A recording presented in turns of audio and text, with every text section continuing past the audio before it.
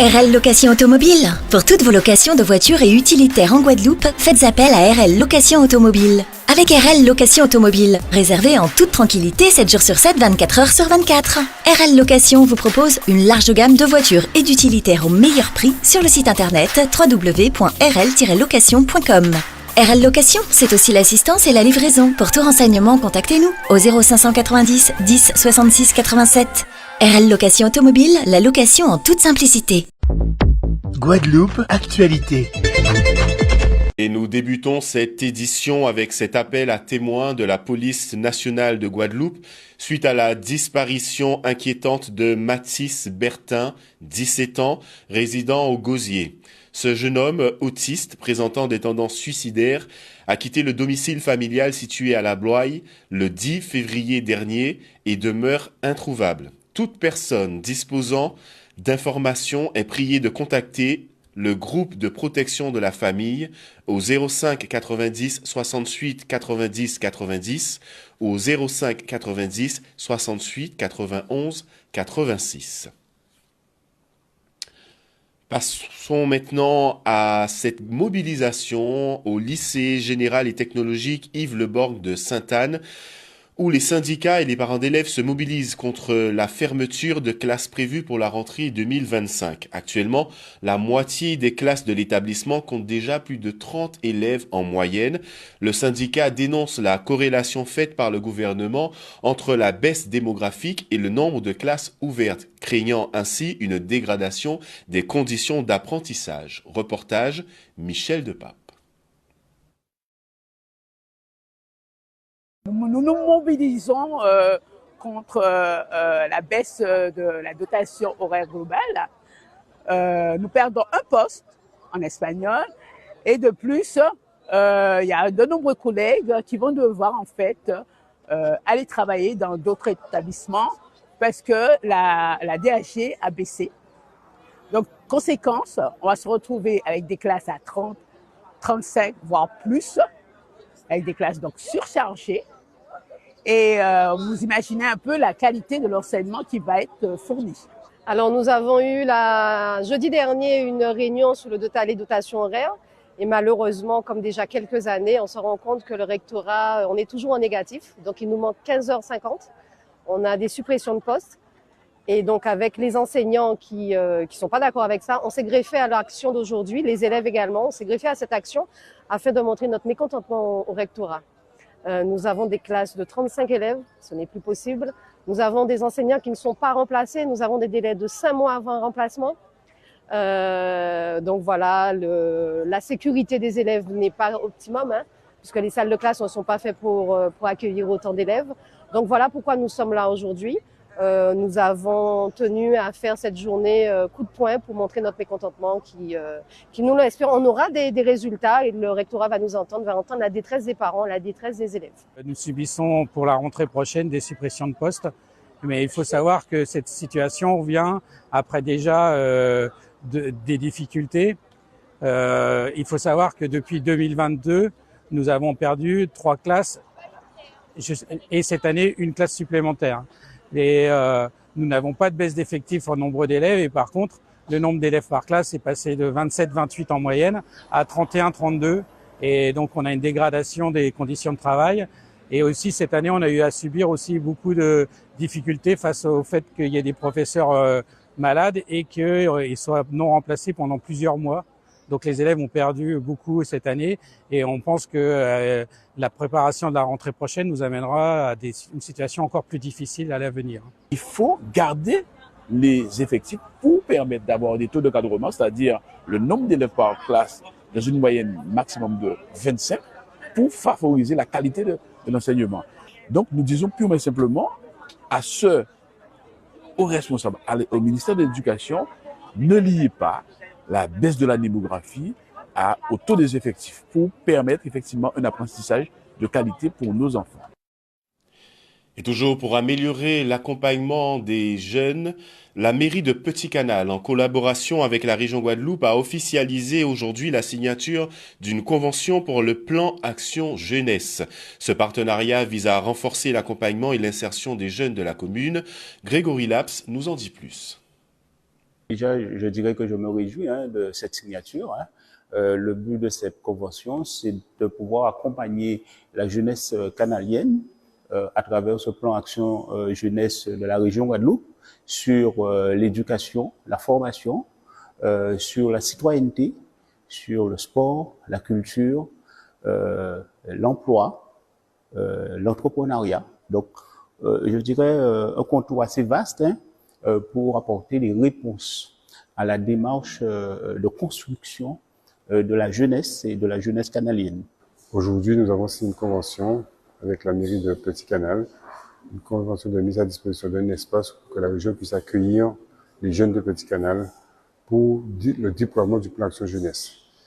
En fait, avec la mairie de Petit Canal, on travaille depuis longtemps ensemble et aujourd'hui, on est venu concrétiser cette affaire.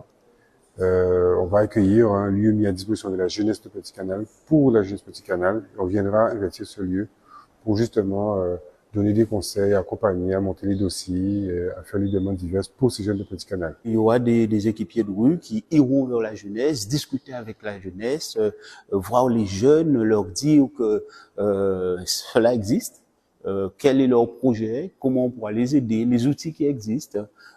On va les accompagner pour avoir accès aux aides que la région dispose sur différents projets. C'est un gros travail qui est fait par la région Guadeloupe pour la jeunesse. C'est un travail qui, depuis tantôt, a été commencé par le président Harry Chalus, qui a pensé ce plan Action Jeunesse et qui le déploie aujourd'hui sur toute la Guadeloupe. Aujourd'hui, nous sommes à Petit Canal et nous félicitons la mairie de Petit Canal justement de s'occuper de cette jeunesse et nous sommes là pour les accompagner. L'objectif, c'est vraiment de mutualiser nos moyens, mutualiser les moyens de la ville, les agents de la ville, mutualiser les moyens de la région à travers les agents du PAGE et aussi bien sûr nous les politiques on sera là pour être aussi sur le terrain parce que nous connaissons mieux que quiconque nos quartiers, nos jeunes et donc l'objectif c'est vraiment de mettre en commun nos forces et nos actions pour apporter des réponses à la jeunesse. Vous savez, la construction d'un pays passe par sa jeunesse, donc il est nécessaire pour nous d'apporter, je dirais, l'énergie nécessaire pour que notre jeunesse puisse se construire. Et gageons que cette opération bénéficiera au plus grand nombre de petits canaliens. Journée pédagogique organisée par le CRAGEP, en comprenait le comité régional des associations de jeunesse et de l'éducation populaire qui a organisé ce matin une journée de formation à destination des encadrants éducatifs. L'objectif, les former à la gestion des violences faites aux enfants, qu'elles soient subies ou perpétrées par eux-mêmes. Plusieurs spécialistes ont animé des ateliers pour outiller le personnel des structures d'accueil de loisirs. Tout de suite, les explications de Maxime Morel. Le CRAGEP, qui est le comité régional des associations d'éducation populaire, a organisé aujourd'hui donc la journée pédagogique des accueils en formation pour les encadrants. Dans le cadre justement de l'évaluation que nous avons réalisée avec notre partenaire la DRAGES, le CRAGEP également poursuit son travail de formation des encadrants et du personnel éducatif de nos accueils de loisirs et toute personne autour de l'éducation de nos enfants.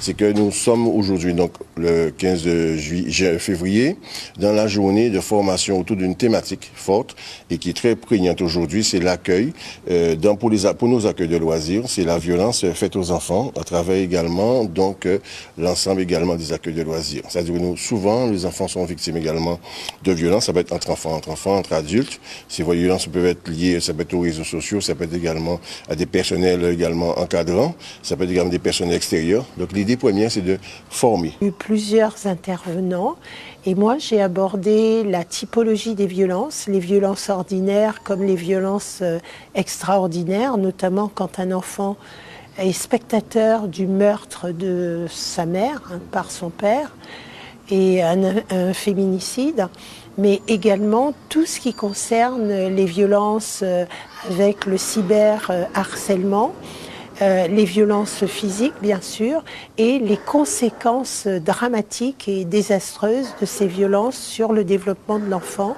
et sur sa santé aussi bien physique que mentale. Pour moi, ça a été une journée plus ou moins très fructueuse où on a pu rencontrer divers spécialistes qui nous ont expliqué comment, dans un premier temps, pouvoir pallier à qu'on rencontre ce type de harcèlement et la posture qu'on doit avoir et comment aider ces jeunes à pouvoir en parler, que ce soit au niveau de l'harceleur et de l'harcelé. Voilà. On va également évoquer la problématique également de l'influence des réseaux sociaux et de l'importance également pour les collectivités, ces problématiques de violence qui gangrènent notre société et qui n'ont pas leur place au niveau des enfants. Donc il s'agissait pour nous d'insister sur la formation des encadrants qui s'occupent de nos enfants pour leur dire bien, voilà, mieux connaître la problématique de la violence aux enfants permettra d'avoir des meilleurs projets éducatifs, meilleurs projets pédagogiques et surtout de savoir comment prévenir également ce type de violence entre enfants et aussi éviter que les centres de loisirs soient envahis de personnes qui n'ont rien à faire dans les accueils de loisirs. Et direction maintenant le Lamentin où il a été procédé aujourd'hui à la remise de mallettes d'urgence destinées à soutenir les femmes victimes de violences conjugales. Ce dispositif vise à offrir une assistance immédiate aux victimes en situation de détresse. Un reportage signé Maxime Morel.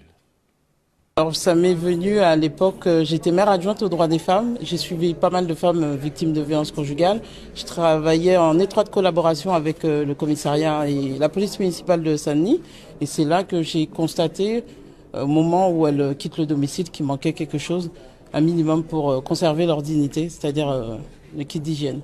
Voilà, et c'est là que m'est venue l'idée la mallette d'urgence. La mallette d'urgence est composée de produits de première nécessité qui sont distribués aux femmes qui doivent partir et quitter précipitamment le domicile sous les coups et les violences du conjoint. Ce sont les associations qui sont actives sur le terrain, ce sont les associations qui font le travail. Donc oui, c'est important de remettre aux associations et aussi au commissariat, à la police municipale.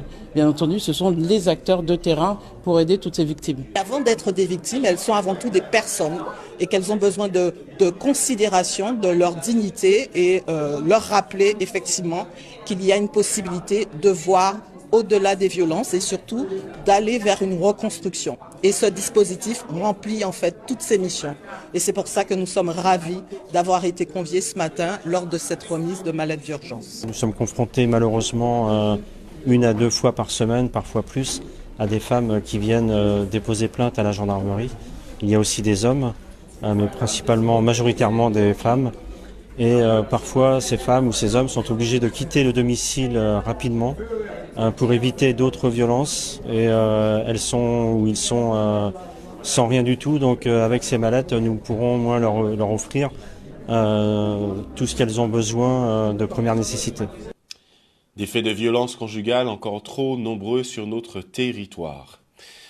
Sainte-Anne maintenant, aujourd'hui a été honorée Madame Julienne Varassamy, dite Loulou, veuve Ayassamy. Elle a célébré ses 100 ans entourée de ses proches et des élus locaux. Le maire de Sainte-Anne a salué son parcours exemplaire. Loulou s'est confiée au micro de Michel Depape lors de cette journée émouvante.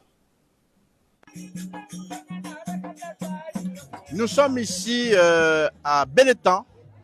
Nous célébrons deuxième centenaire de la ville de Sainte-Anne sur le territoire. Cette dame, Madame Loulou Ayassamy. Là encore, je dis que Sainte-Anne, il fait bon vivre. C'est quelque chose. Elle a eu une vie très, très, très dure. Elle a beaucoup travaillé dans sa vie, élevé ses enfants, être toujours là. Et elle a été une femme extraordinaire auprès de mon papa aussi. Et puis aujourd'hui, nous sommes tous là pour fêter cet événement et avec les enfants, les petits-enfants, les arrière-petits-enfants et les arrière-arrière-petits-enfants. Nous sommes heureux d'être là aujourd'hui pour fêter ce très bel événement. Aujourd'hui, avec le Cercle communal d'action sociale, nous avons en charge de célébrer les centenaires sur la ville de Sainte-Anne, je le précise. Évidemment, je suis accompagné de mes élus qui m'accompagnent, l'élu du quartier, M. Freddy Kandassamy, avec Georges Nardin, membre du CCAS, et un élu du quartier de Douville, M. Sébastien Gauthier. Eh bien, nous sommes fiers aujourd'hui de voir cet rassemblement familial, parce que dans la famille, nous avons aussi les gens de l'Hexagone. Il y a des familles croisées, et ce mot de rassemblement, j'aime bien. C'est ça que je veux. C'est ça que je dis, que je le dis à chaque fois le rassemblement avec les Saint-Anais. Je suis très heureuse d'avoir M. Baptiste et toutes les compagnies Saint-Anais sont venues ici dans ma maison pour féliciter les centenaires. Je suis très contente. Oui, je suis née le 16 février 1925 à Moule. Tout le monde, tous les amis, tous les camarades sont venus de la part de mon petit-fils et arrière-petit-fils. Merci beaucoup.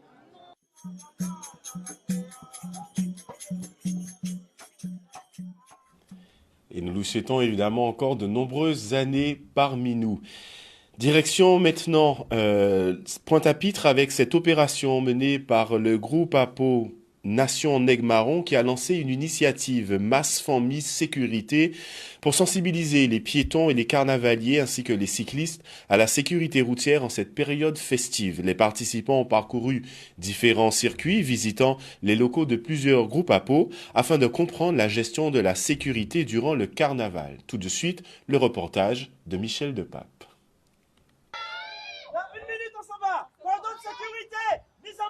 En période carnavalesque, on sait qu'il y a deux mondes qui contrôlent le bitume, notamment les carnavaliers, donc d'où cette action pendant cette période. Et également, sachant que le cycliste paie un lourd tribut en tant qu'usager vulnérable. Donc nous nous sommes dit qu'on va réunir ces deux mondes pendant la période carnavalesque, donc le monde du MAS et le monde du cyclisme, pour faire en sorte que on puisse parler sécurité routière en famille pendant cette période. Nous sommes au complexe Michel Benjamin à Loricisque. Nous sommes là aujourd'hui pour famille, sécurité, pour nous faire sensibiliser le peuple là, quand on dit sécurité sécurité routière, sécurité à tous les jours. Nous nous sommes donné les moyens d'être présents sur la manifestation parce que nous sommes aussi partenaires de cette manifestation avec Nation. Notre objectif est de mettre le maximum de personnes en vélo, que ce soit des plus petits aux plus grands, mettre tout le monde en vélo et que les autres aussi, les autres utilisateurs de la route puissent comprendre que la route se partage et que tout le monde en a besoin. Après un carnaval, il faut savoir que nous aussi, la sécurité, nous avons une commission de sécurité. Et donc, c'est pourquoi nous alliés avec sécurité routière. Sécurité routière, c'est partenaire en nous aussi, ainsi que Cap Excellence. C'est pour nous permettre de véhiculer sécurité là, que nous ni en masse là, pour que nous sachions qu'on masse pas qui en la rue là, et une sécurité qui a géré 800, 900 personnes suivant le nombre de participants. Donc, faut nous sensibiliser et savoir que chaque masse, il y a un gens qui a sécurisé adhérents. Donc, c'est quoi nous allons passer en chaque local à masse, pour chaque masse qui explique qui gens qui a fait sécurité, qui gens qui a géré, parce que ça n'a pas été facile.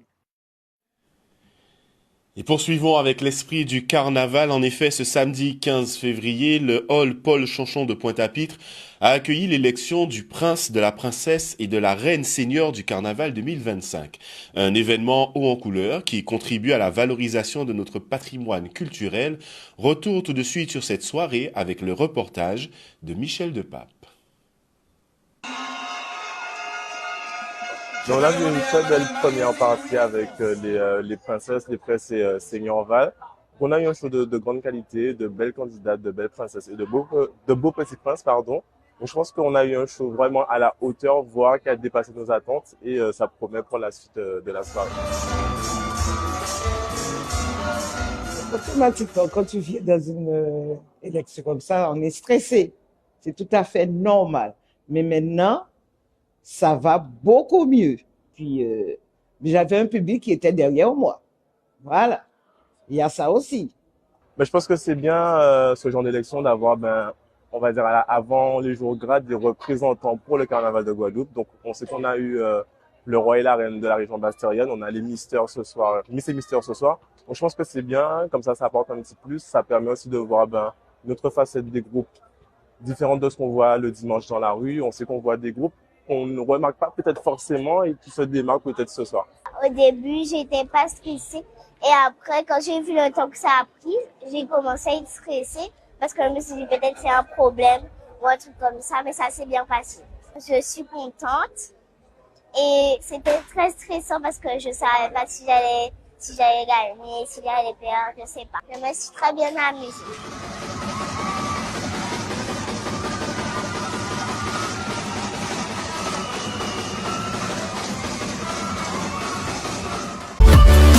O-News Radio sur outremernews.fr.